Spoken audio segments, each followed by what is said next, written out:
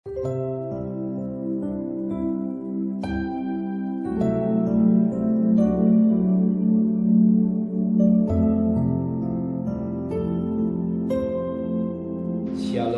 pagi, sama-sama tundukkan kepala, pejamkan mata sejenak. Semua karena anugerah-Mu yang besar, dan kami ada sebagaimana ada kami itu. Kami bisa bernapas dan kami merasakan bagaikan umat Israel berada di kursi ini. Maka pagi ini kami adakan mesbah, keluarga mesbah pribadi. Kami mulaikan pujian penyembahan para Bapa surga. Kami rindu Roh Kudus menyucikan hati dan pikiran kami, dan kami tidak lupa mereka. Amin.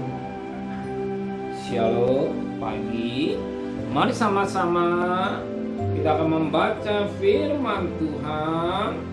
Kisah para Rasul pasal 8. Kisah para Rasul pasal 8 ayat 4 sampai ayat yang ke-25. Kisah Rasul-Rasul pasal 8 ayat 4 sampai ayat 25. Filipus di Samaria. Mereka yang tersebar itu menjelajah seluruh negeri itu sambil memberitakan Injil.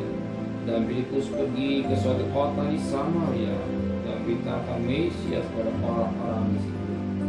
Ketika orang banyak itu mendengar pemberitaan Filipus dan melihat tanda-tandanya yang dilakukannya, semua dengan bulat hati menerima apa yang diberitakannya. Sebab dari banyak orang yang rasa roh jahat keluar roh-roh itu sambil berseru dengan suara keras. Dan banyak juga orang lumpuh dan orang timpang yang disembuhkan. Maka sangatlah besar sukacita dalam kota itu. Seorang yang bernama Simon telah sejak dahulu melakukan sihir di kota itu dan menakjubkan rakyat Samaria serta belajar seolah ia seorang yang sama. Semua orang besar kecil mengikuti dia dan berkata, orang ini adalah kuasa Allah yang terkenal sebagai kuasa besar. Dan mereka mengikutinya karena sudah lama ia menakjubkan mereka oleh perbuatan sihirnya. Tetapi sekarang mereka percaya pada Filipus yang memberitakan Injil tentang kerajaan Allah dan tentang nama Yesus Kristus, dan mereka memberi diri mereka dibaptis, baik laki-laki maupun perempuan. Simon sendiri juga menjadi percaya dan sudah dibaptis. Dia senantiasa bersama-sama dengan Filipus dan takjub ketika dia melihat tanda-tanda mujizat-mujizat besar yang terjadi. Ketika rasul-rasul Yerusalem dengan Bapa tanah Samaria telah menerima firman Allah, mereka mengutus Petrus dan Yohanes ke situ. Sebab di situ kedua rasul itu berdoa supaya orang-orang Samaria itu beroleh Roh Kudus. Sebab Roh Kudus belum turun ke atas orang pun di antara mereka, karena mereka hanya dibaptis dalam nama Tuhan Yesus. Kemudian keduanya menumpang tangan ke atas mereka, lalu mereka menerima Roh Kudus. Simon melihat bahwa pemberian Roh Kudus terjadi oleh karena rasul itu menumpangkan tangannya. Ia menawarkan uang kepada mereka serta berkata, berikanlah juga kepada aku kuasa itu.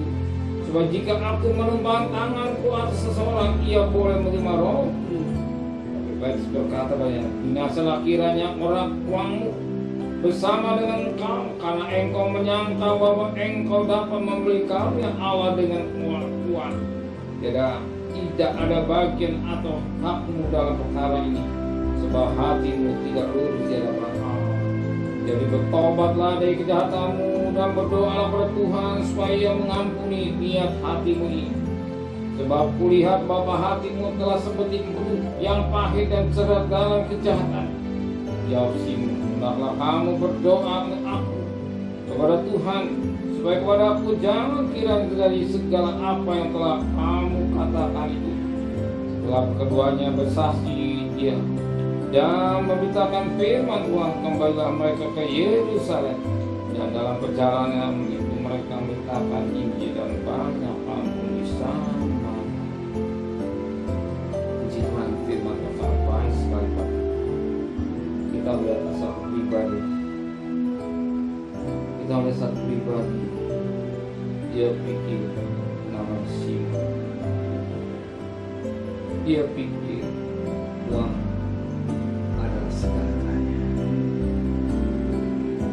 Manusia hidup butuh uang, tapi uang bukan segalanya. Dia pikir dengan uang bisa membeli Roh Kudus. Tidak. Roh Kudus, karya Roh Kudus tidak bisa beli. Itu kan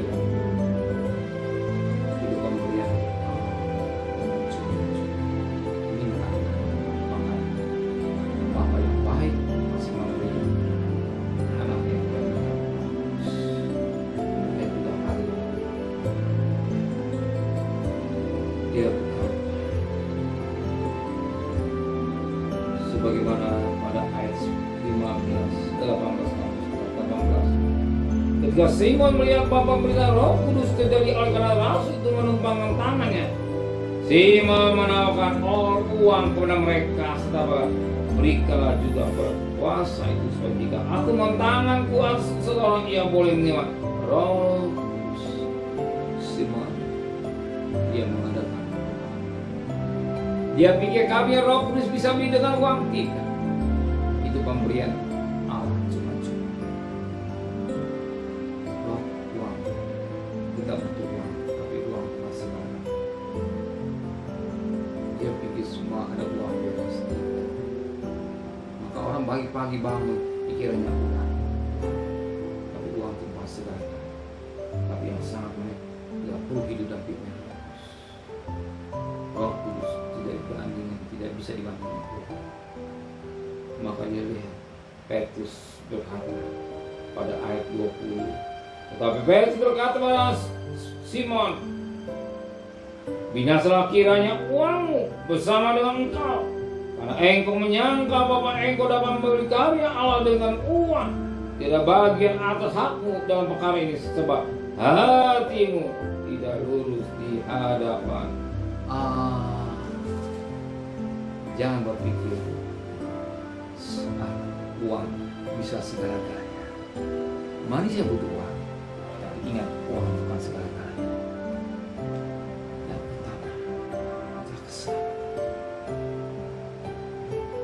Yang pertama keselamatan. Roh Kudus tidak bisa dibanding dengan uang. Dia lebih tinggi dari uang. Maka saudara,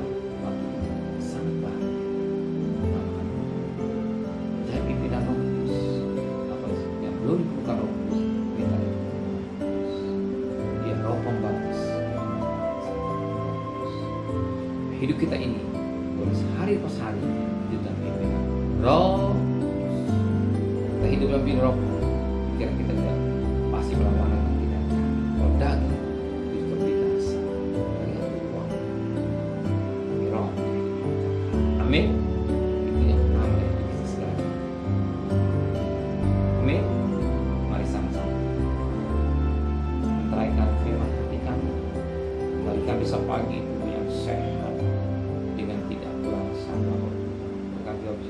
Presiden, menteri, para gubernur, para bupati, para wali kota, para camat, para RW, para RT, para minister, para hikmat dari surga,